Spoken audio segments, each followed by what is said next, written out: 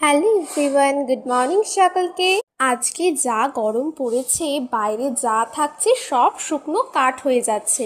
এখন আমি চলে গেছিলাম ছাদে, তোমাদের সঙ্গে শেয়ার করব কিছু ফল ফলারি আর সবজি। ছাদে আসতে না আসতেই তো আমার চক্ষু চড়ক, মানে তাকাতেই পারছি না, এতটা রোদ। আমি যে ভিডিও বানাচ্ছি, আমি ক্যামেরার দিকে তাকাচ্ছি না, মানে কিছুই দেখতে পাচ্ছি না আমি। তাহলে বোঝো তো একটা ক্রিয়েটারের কত কষ্ট হয় তোমাদের সঙ্গে ভিডিও শেয়ার করতে। তো যাই হোক, দেখো এই সুন্দর ফুলটা কিন্তু আমি আজকে দেখলাম, আর দেখতে দেখতেই দেখো একটা মৌমাছি কিরকম আমাকে কামড়াতে এসে পালিয়ে গেল। আর এই লেবুটা দেখো কত বড় হয়েছে, তোমরা আমাকে কমেন্টে জানাও তো এটা কি লেবু। তারপরে দেখো এখানে কিন্তু আমি সবেদা দেখতে পেয়েছি, আর আমাদের কিন্তু অনেক সুন্দর সুন্দর অনেকগুলো সবেদা হয়েছে। কিন্তু সত্যি কথা বলতে আমি অত সবেদা প্রিয় নয়। আর দেখো দেখতে দেখতে দেখো কত একটা ছোট্ট উচ্ছে হয়েছে। আগেও কিন্তু অনেকগুলো উচ্ছে হয়েছিল, সেগুলো আমরা খেয়ে ফেলেছি, আর এই একটা সবে হয়েছে।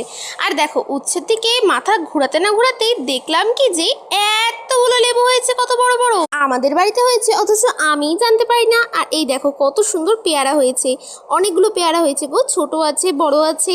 আমার কিন্তু আমাদের বাড়ির এই সবজি ফল ফলারি দেখতে বেশ ভালো লাগে।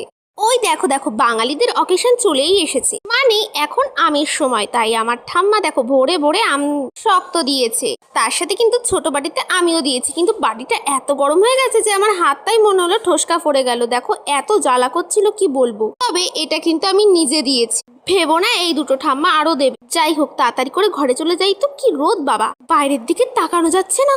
নামতে না নামতেই ফ্যানটা দেখে তো মনটা একটু স্বস্তির পেলাম। টাটা।